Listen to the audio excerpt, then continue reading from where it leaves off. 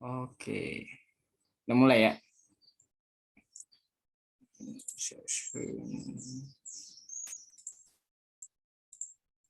Oke. Assalamualaikum warahmatullahi wabarakatuh. Oke, kami dari kelompok 5 yang akan langsung menjelaskan atau mempresentasikan makalah yang berjudul Komunikasi dan Masalah Sosial. Wih, halo. Yang kami terdiri dari 2 orang, yaitu dengan saya sendiri, Bukhari Purnomo, dan dengan teman saya, yaitu Ananda Divaimansyah. Langsung aja. Yang pertama yaitu tayangan mistik. Yang pertama itu teori komunikasi dan tayangan mistik.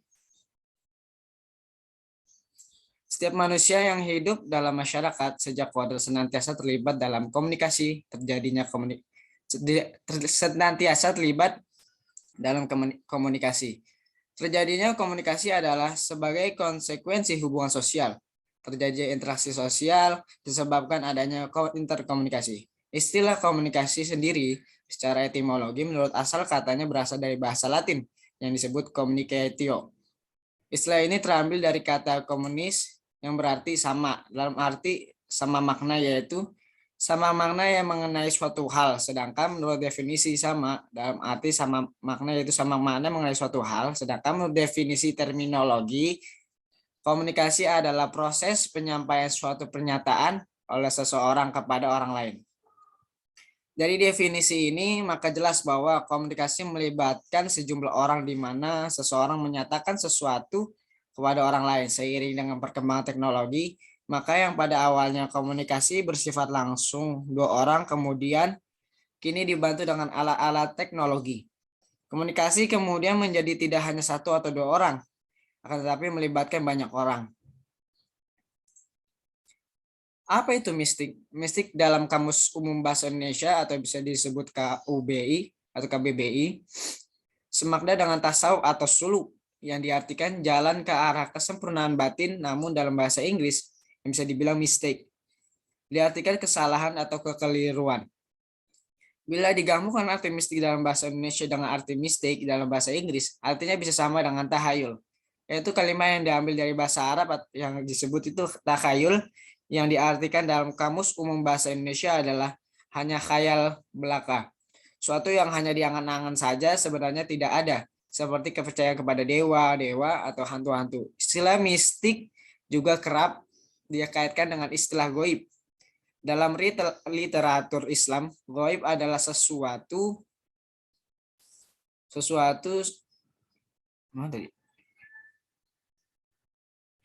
di luar tangkapan panca indera yang tidak bisa dibuktikan secara ilmiah.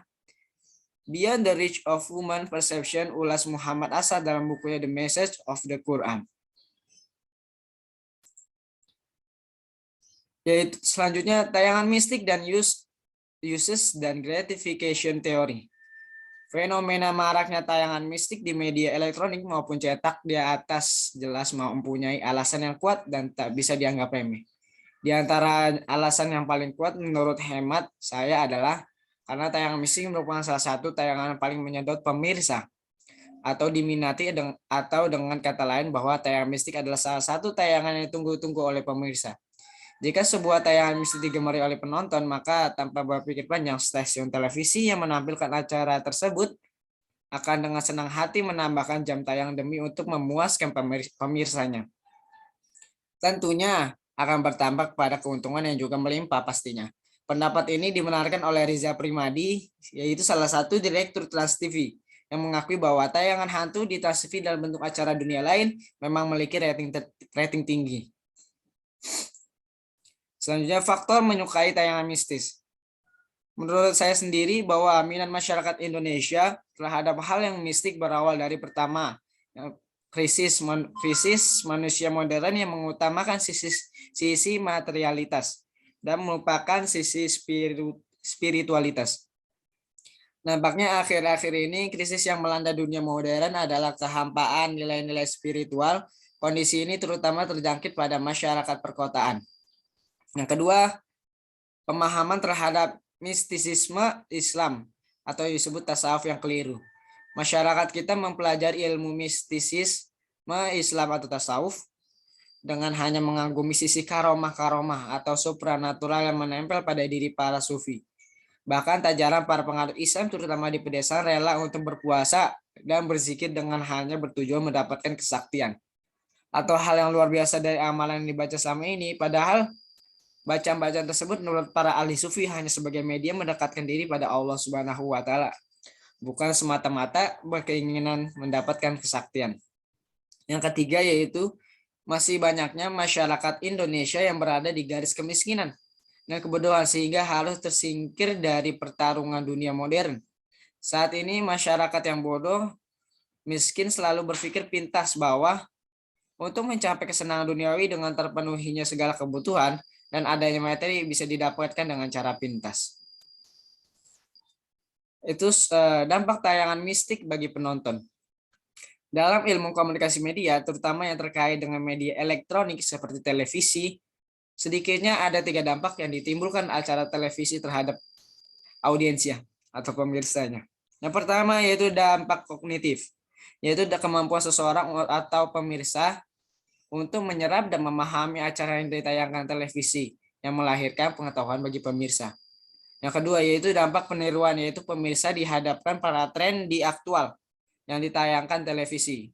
Yang ketiga dampak perilaku, yaitu proses tertanamnya nilai-nilai sosial budaya yang telah ditayangkan acara televisi yang diterapkan dalam kehidupan sehari-hari. Selanjutnya,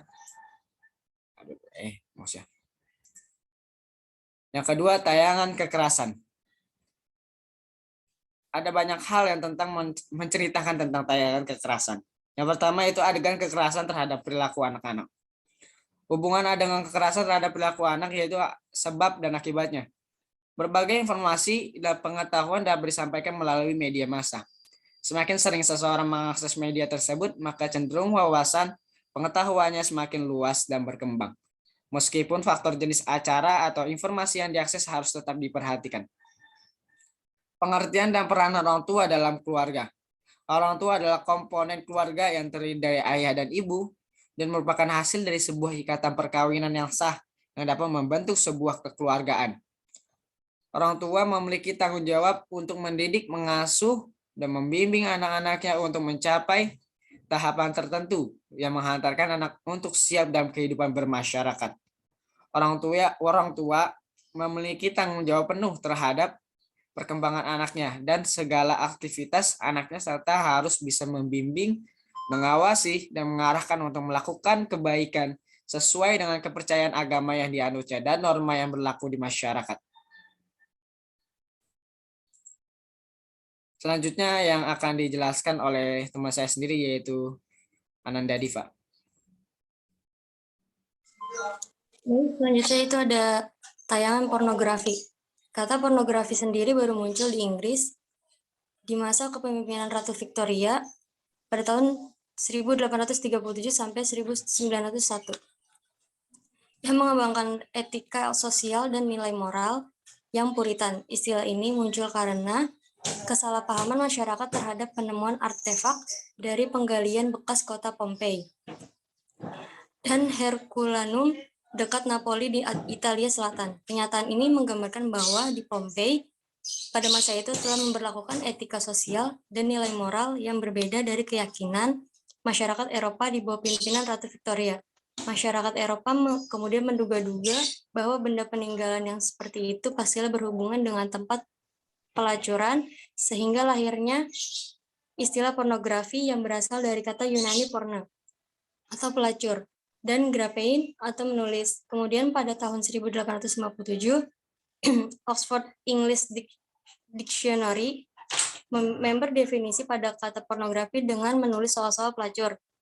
Sedangkan Kamus Webster mendefinisikannya sebagai lukisan takbir moral yang menghiasi dinding-dinding ruangan untuk pesta liar seperti terdapat di Pompei.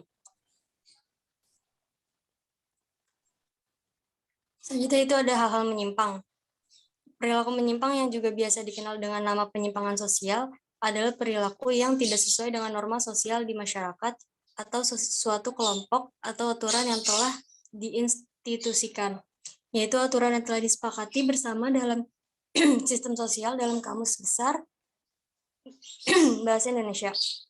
Perilaku menyimpang diartikan sebagai tingkah laku, perbuatan, atau tanggapan seseorang terhadap lingkungan yang bertentangan dengan norma-norma dan hukum yang ada di dalam masyarakat. Dalam kehidupan masyarakat, semua tindakan manusia dibatasi oleh aturan norma untuk berbuat dan berperilaku sesuai dengan sesuatu yang dianggap baik oleh masyarakat.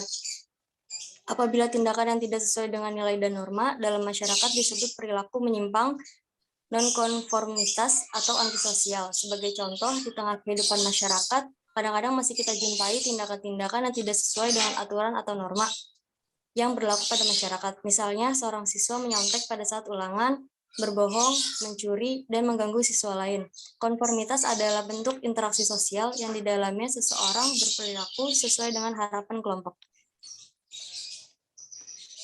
Menurut Wilnes dalam bukunya Punishment and Reformation, sebab-sebab penyimpangan atau kejahatan dibagi menjadi dua, yaitu sebagai berikut. Yang pertama, faktor subjektif adalah faktor yang berasal dari seseorang itu sendiri atau sifat pembawaan yang dibawa sejak lahir. Yang kedua, faktor objektif adalah faktor yang berasal dari luar lingkungan, misalnya keadaan rumah tangga seperti hubungan antara orang tua dan anak yang BU.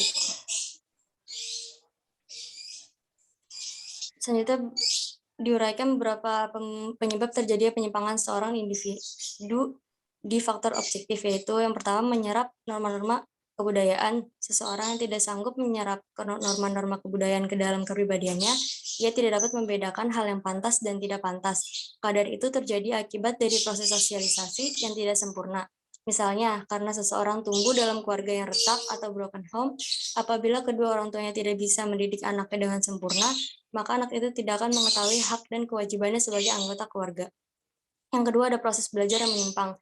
Seseorang yang melakukan tindakan menyimpang karena seringnya membaca atau melihat tayangan tentang perilaku menyimpang, hal itu merupakan bentuk perilaku menyimpang yang disebabkan karena proses belajar yang menyimpang. Karir penjahat kelas kakap yang diawali dari kejahatan kecil-kecilan yang terus meningkat dan makin berani atau nekat merupakan bentuk proses belajar menyimpang. Yang ketiga yaitu ada ketegangan antara kebudayaan dan struktur sosial. Terjadinya ketegangan antara kebudayaan dan struktur sosial dapat mengakibatkan perilaku yang menyimpang. Hal itu terjadi jika dalam upaya mencapai suatu tujuan seseorang tidak memperoleh peluang, sehingga ia mengupayakan peluang itu sendiri. Maka terjadilah perilaku penyimpang. Ikatan sosial yang berlainan, setiap orang umumnya berhubungan dengan beberapa kelompok. Jika pergaulan itu mempunyai pola-pola perilaku yang menyimpang, maka kemungkinan ia juga akan mencontoh pola-pola perilaku penyimpang. Yang keempat ada akibat proses sosialisasi nilai-nilai subkebudayaan yang menyimpang.